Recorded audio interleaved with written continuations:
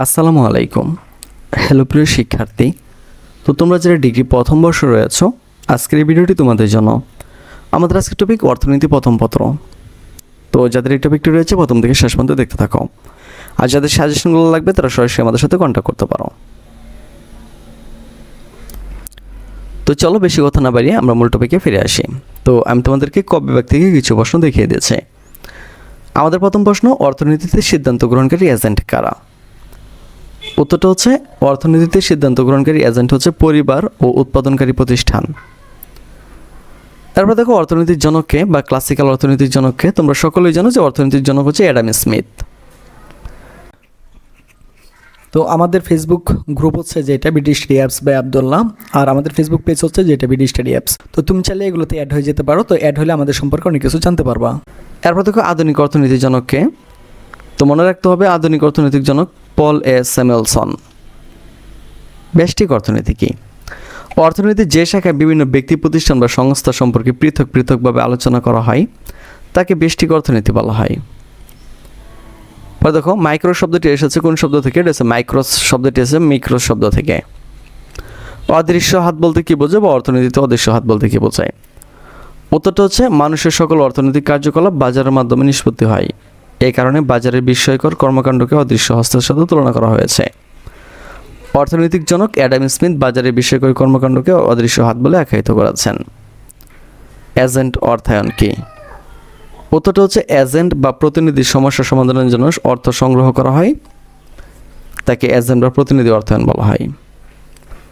উৎপাদন সম্ভাবনা রেখা কি? উত্তরটা হচ্ছে উৎপাদন সম্ভাবনা রেখা হচ্ছে এমন একটি রেখা যার বিভিন্ন বিন্দুতে নির্দিষ্ট পরিমাণ সম্পদ ও চলতি প্রযুক্তি সাপেক্ষে দুটি উৎপন্ন দ্রব্যের সম্ভাব্য বিভিন্ন সংমিশ্রণ নির্দেশ করে।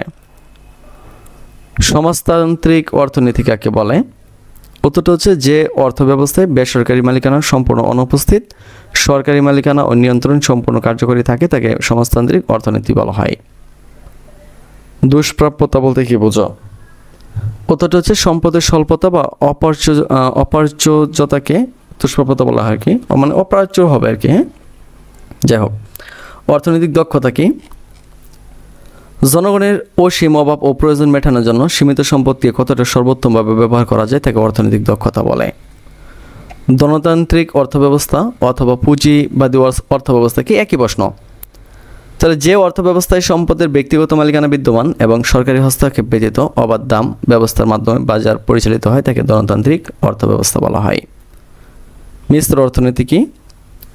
পুঁজিবাদ ও সমাজতন্ত্র উভয় অর্থব্যবস্থার সমন্বয়ে গঠিত অর্থব্যবস্থাকে মিশ্র অর্থনীতি বলা হয়। চাহিদা কি? কোনো নির্দিষ্ট সময়ে একটি নির্দিষ্ট দামে একজন ক্রেতা কোনো পণ্যের যে পরিমাণ ক্রয় করতে ইচ্ছা পোষণ করে তাকে চাহিদা বলা হয়। চাহিদা রেখা বাম থেকে ডান দিকে নিম্নগামী হয় কেন? উত্তরটা হচ্ছে অন্যান্য অবস্থা অপরিবর্তিত থাকলে দাম বাড়ে বা বাড়লে চাহিদা কমে এবং দাম কমলে চাহিদা বাড়ে। দাম ও চাহিদার মধ্যে এরূপ বিপরীত সম্পর্কে চাহিদা রেখা তোমার হচ্ছে বাম থেকে ডান দিকে নিম্নগামী হয়। চাহিদা বৃদ্ধি কি? সাধারণত অন্যান্য অবস্থা অপরিবর্তিত রেখে কোনো দ্রব্যের দাম বাড়লে চাহিদা কমে এবং দাম কমলে চাহিদা বাড়ে। দামের সাথে চাহিদার এই বিপরীতমুখী সম্পর্ককে চাহিদা বৃদ্ধি বলা হয়। এরপর দেখো চাহিদার দাম স্থিতিস্থাপকতা সূত্রটি লেখো। তো সূত্রটি আমি দিয়ে দিয়েছি। যোগান কি? একটি নির্দিষ্ট সময়ে নির্দিষ্ট দামে উৎপাদনকারী বা বিক্রেতা তার মজুদ থেকে যে পরিমাণ পণ্য বিক্রি করতে প্রস্তুত থাকে তাকে যোগান বলা হয়। এরপর দেখো যোগান বিধি কি? সাধারণত অন্যান্য অবস্থা অপরিবর্তিত রেখে কোনো দ্রব্যের দাম বাড়লে যোগান কমে, আবার দাম কমলে যোগান বাড়ে, এটা হবে আর কি। হ্যাঁ, দামের সাথে যোগানের এই সমমুখী সম্পর্ককে যোগান বিধি বলা হয়।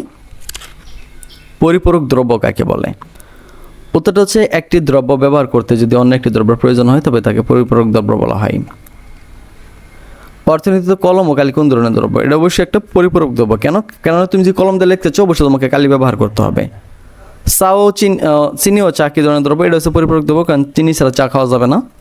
চা ও কফি এটা হচ্ছে পরিপূরক দ্রব্য। চাহিদার স্থিতিস্থাপকতা কি?